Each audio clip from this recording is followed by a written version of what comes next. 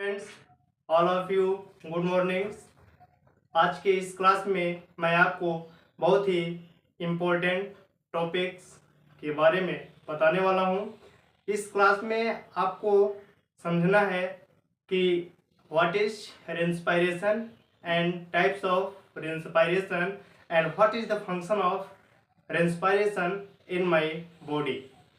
Means respiration क्या होता है, रेस्पिरेशन कितने प्रकार का होता है, इसका क्या वर्क है हमारे बॉडी में, आज के इस क्लास में बताने वाला हूँ। और यदि आप हमारे चैनल पर नए हो तो हमारे चैनल को सब्सक्राइब करें, और यदि आप हमारे चैनल पर पुराने हो चुके हैं तो हमारे चैनल को लाइक शेयर जरूर करें। तो मैं बिना टाइम वेस्ट किए आता हूँ अपनी क्लास में।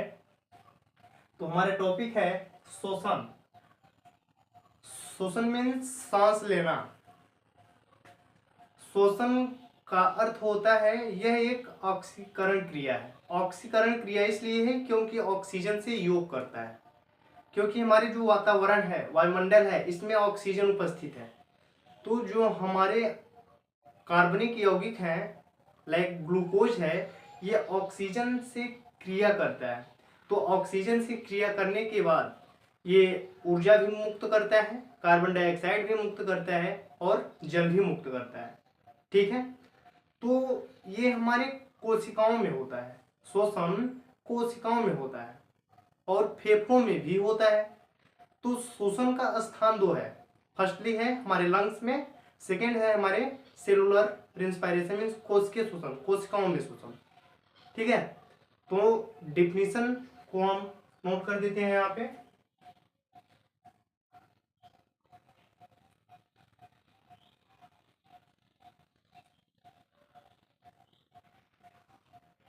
वायुमंडल से ऑक्सीजन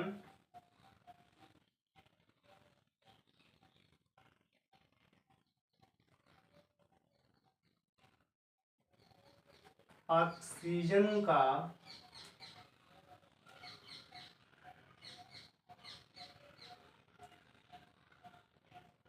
शरीर की कोशिकाओं में पहुंचना। क्या क्या है? कोशिकाओं मीन सेल्स, कोशिकाओं में पहुंचना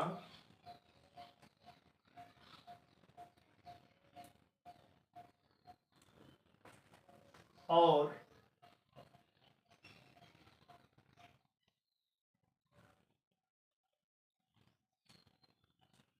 कार्बन डाइऑक्साइड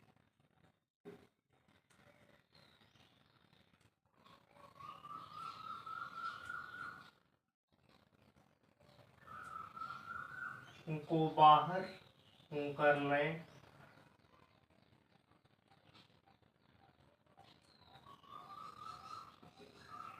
करने की प्रक्रिया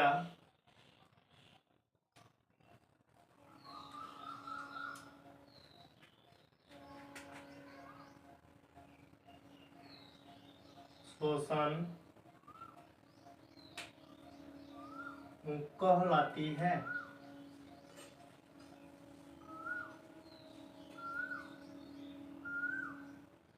जैसा कि मैं डिफिनेशन यहाँ पे राइट कर दिया है, वायुमंडल से ऑक्सीजन क्या है? अगर ये हमारा वातावरण है, वायुमंडल है, तो यहाँ पे ऑक्सीजन उपस्थित है। इसी ऑक्सीजन को हम अपने नाक के माध्यम से फेफड़ों तक पहुँचा रहे हैं, और यही फेफड़ों से ऑक्सीजन हमारी ब्लड के माध्यम से कोशिकाओं में पहुँच रहा है। और कोशिकाओं में कहाँ पहुँच रहा है? माइटोकॉन्ड्रिया में। तो माइटोकॉन्ड्रिया में हमारा क्रेब्स चक्र चलता है, जिसमें ग्लूकोज का ऑक्सीकरण होता है। ऑक्सीकरण का मीन्स ग्लूकोज से ऑक्सीजन जुड़ जाता है और वह कार्बन डाइऑक्साइड, जल और ऊर्जा मुक्त करता है। ठीक है, तो वायुमंडल से ऑक्सीजन का शरीर की कोशिकाओं में पहुंचना तथा कार्बन डाइऑक्साइड को बाहर करने की प्रक्रिया को श्वसन कहते हैं, रेस्पिरेशन कहते हैं।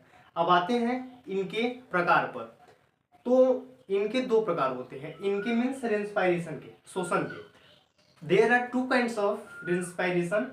फर्स्टली यहाँ हम लिख देते हैं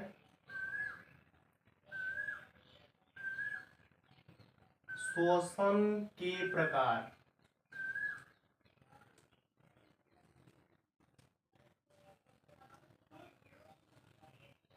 ये हमारा है शोषण के प्रकार।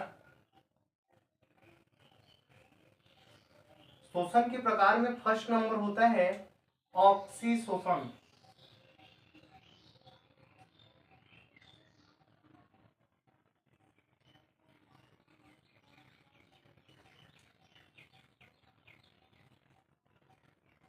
ऑक्सीशोषण का मतलब वह प्रक्रिया जो ऑक्सीजन की उपस्थिति में होती है। तो इसका डिफिनीशन हो जाएगा, सॉरी, ऑक्सीजन की उपस्थिति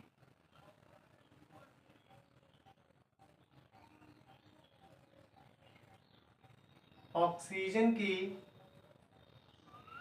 उपस्थिति में शोषण करना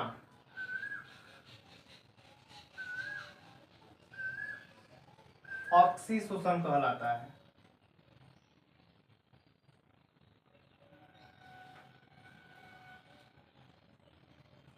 ऑक्सीशोषण कहलाता है। अगर हम यहाँ पे ऑक्सीजन है तो हम ऑक्सीजन की उपस्थिति में शोषण कर रहे हैं, तो ये ऑक्सीशोषण हो गया। और ऑक्सीशोषण में एक बहुत ही इम्पोर्टेंट फैक्ट है कि इसमें ग्लूकोज का पूर्ण ऑक्सीकरण होता है। मीन्स जो रिएक्शन बनता है आपका ग्लूकोज, ये ऑक्सीजन की उपस्थिति में, ऑक्सीजन की उपस्थिति में मीन्स ऑक्सी शोषण, ऑक्सीजन की उपस्थिति में मुक्त करता है CO2 प्लस जल प्लस ऊर्जा। और ऊर्जा की जो मात्रा होती है वो 38 ATP होती है। ठीक है, 673। ये था हमारा ऑक्सीशोषण। ऑक्सी के बाद होता है दूसरा अनऑक्सीशोषण। अनऑक्सीशोषण इसके विपरीत है।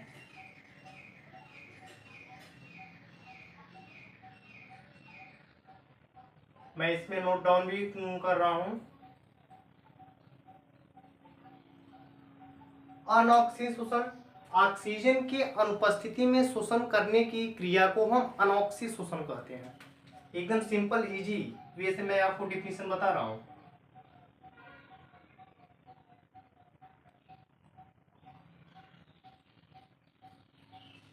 ऑक्सीजन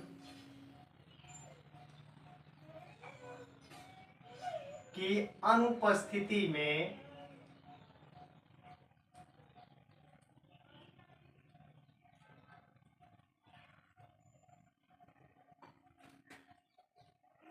शोषण करना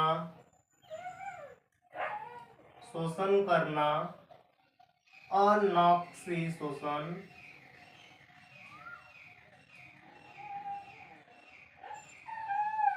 कहलाता है। अनऑक्सीशोषण कहलाता है।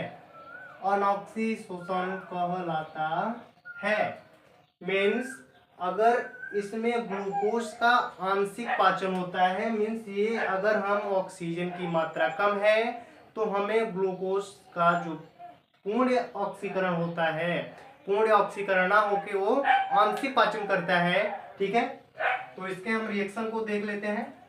रिएक्शन है हमारा C6H12O6 प्लस, अब ये क्रिया कर रहा है और यहाँ पे क्या है अनऑक्सी। अनऑक्सी का मीन्स इसमें ऑक्सीजन की अभाव है। तो हमारा यहाँ पे बनता है C2H5OH प्लस CO2 प्लस ऊर्जा।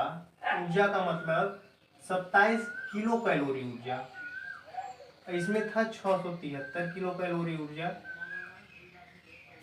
अगर हम एटीपी काउंट लेते हैं तो 38 एटीपी मॉलिक्यूल्स होते हैं, इसमें 2 एटीपी। तो इसमें बहुत ही इम्पोर्टेंट डिफरेंस भी है। डिफरेंस में क्या है, ऑक्सीशोषण लिख देते हैं, डिफरेंस भी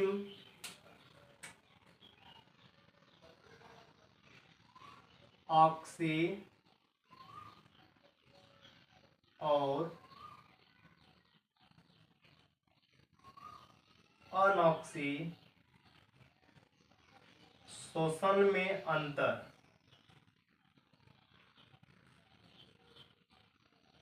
अनऑक्सी और ऑक्सी शोषण में अंतर। अब अंतर आपको समझ में आ गया होगा इसकी डिफिनीशन से। तो फर्स्टली ऑक्सी में क्या होता है कि हमें ऑक्सीजन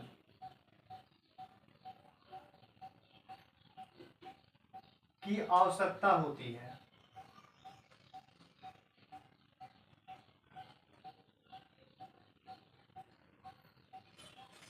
जबकि अनऑक्सी में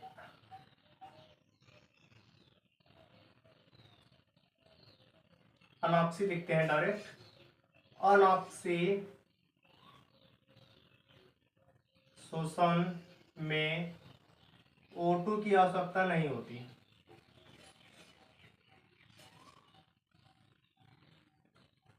ठीक, इसमें दूसरा पॉइंट है C6H12O6 का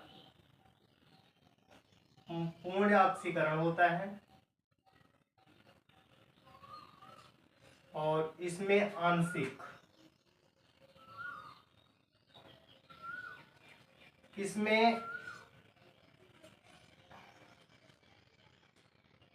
38 एटीपी के अणु बनते हैं, इसमें 2 एटीपी अणु बनते हैं, मीन्स 27 किलो कैलोरी ऊर्जा मुक्त होती है, इसमें 673 कैलोरी ऊर्जा।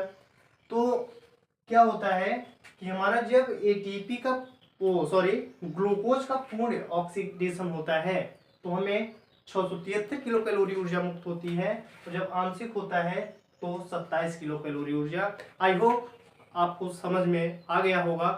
तो आप इसकी एक और शॉर्ट स्किल ले सकते हैं।